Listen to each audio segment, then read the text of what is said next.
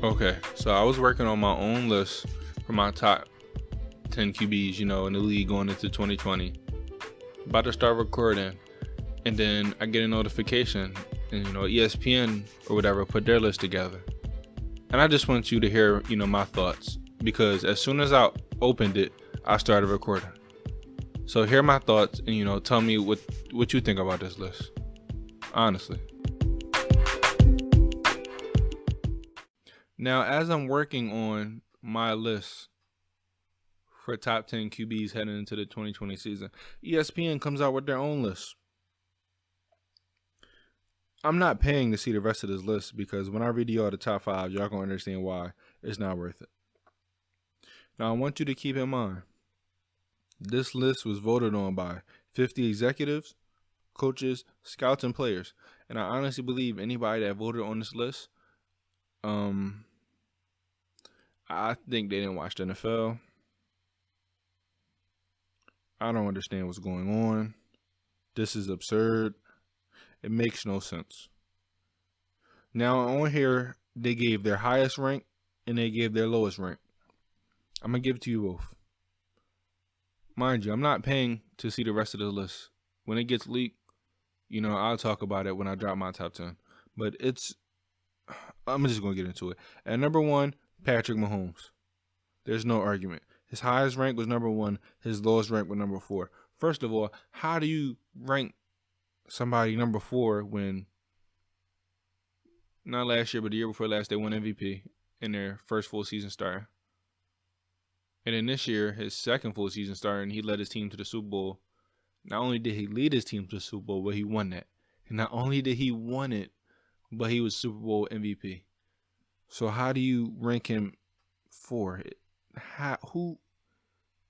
I'm trying to tell y'all, people that voted on this list must not have watched football. Number 2, Russell Wilson. Okay,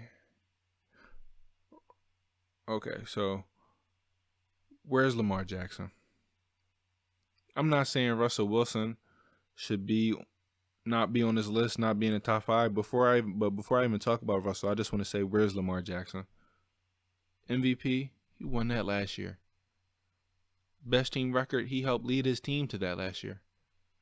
Most passing yards by a quarterback, he had that.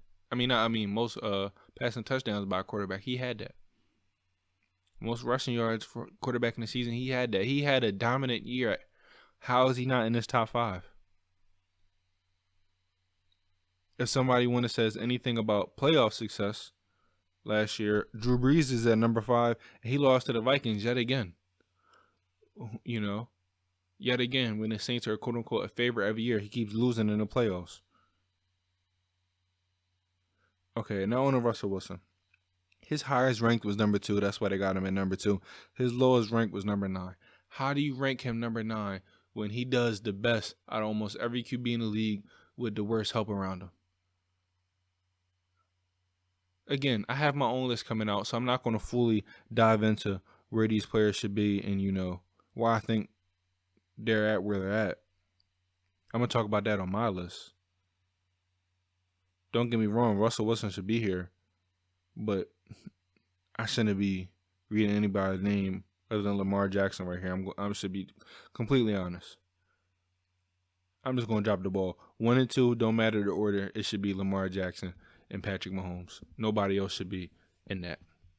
Now, number 3, you have Aaron Rodgers. Highest rank, number 2. Lowest rank, number 7. Aaron Rodgers, bro, I'm a big fan. I've been a big fan. Talented as I know what. But this is not about legacy and talent. This is about quarterbacks heading into 2020. And you should not be in the top 5. Lowest rank, number 7. That's close to where you should be at. Why? You have no weapons. Out of your 3 best weapons of offense, 2 of them are running backs. You're going to be handing the ball off way more than you're throwing the ball. Your running game is going to be better than your passing game because you got 1 true dominant receiver. Honestly, bro. There's no reason why he should be ranked number 3. And then Deshaun Watson at 4. Okay.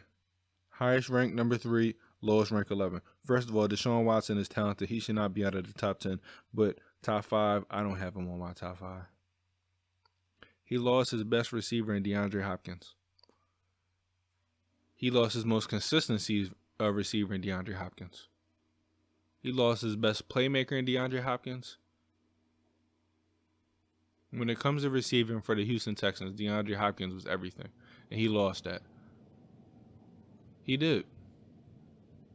Now he doesn't have a truly dominant player out there. He just got a lot of speedsters and deep threats. He has a scary old line. When I mean scary, I mean I think they're scared to block. He's going to be running for his life. He's not going to have a lot of time in the pocket. So, with a no receiver to get open consistently all the time on more routes than just a streak, who is he about to be throwing to? Then you got a running back there that has not been healthy and consistent for years. So please explain to me your reasoning, these 50 executives, coaches, scouts, and players, on how he's in your top 5. When there's other quarterbacks that aren't on his top 5 that have more passing yards than him, touchdowns than him, wasn't sacked as much as him. I'm just curious. And then at number 5, you have Drew Brees. Highest rank number 2, lowest rank 11. Okay, I don't think he should be outside of the top 10. But how do you rank his highest rank being number 2? What in your right mind? Why are you voting Drew Brees ahead of Lamar Jackson? What did Drew Brees show you last year that Lamar Jackson didn't? I mean, if you want to say anything about playoffs, mind you, this is going into 2020. It's not the best quarterbacks in the league, even though Lamar is better than Drew Brees right now. It's going into 2020. Yes, Lamar Jackson lost his first round in the playoffs, but so did Drew Brees. And to the Minnesota Vikings, yet again, a team that for some reason he just can't seem to beat. But nobody wants to discredit Drew Brees. I wonder why. Highest ranked number 2. Are you kidding me? Hurt all the time. I mean, not hurt all the time. Hurt most of the time last year. Coming back this year. He's only getting older. He's 41 years old. He's the oldest player on this top 5 list. By 5 years. Come on now.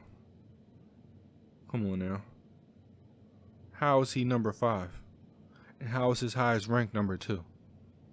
Now when it comes to my list, no order. I'll give y'all the top 5, not the top 10. Now my 3 players that they didn't name are Lamar Jackson, Carson Wentz, and Tom Brady. Russell Wilson is in my top 5, and so is Patrick Mahomes. Now when my list comes out, I'm going to give to y'all all facts and reasoning. I don't understand their facts and reasoning. I mean, I don't understand. The only person I understand, honestly, is Patrick Mahomes. Maybe Russell Wilson, but having no Lamar Jackson is mind-boggling. I don't even think I could even put Russell Wilson ahead of Lamar Jackson. I could understand Russell Wilson being on this list. This is absurd. And then not only is their top 5, in general, their top 5 ranking is absurd, but then the thing where they showed the lowest rank that they got. How is just Patrick Mahomes ranked number 4? If it's not 1, it's 2, then whoever voted number 4 doesn't watch football. There's no reason why he's not. If he's not number 1, he's number 2. That's all I have to say about this trash list. Whoever voted on this list, these 50 executive coaches, scouts, and players, need to reevaluate their life. Because obviously they don't know football. Stay tuned for my list. It's going to be dropping out later today.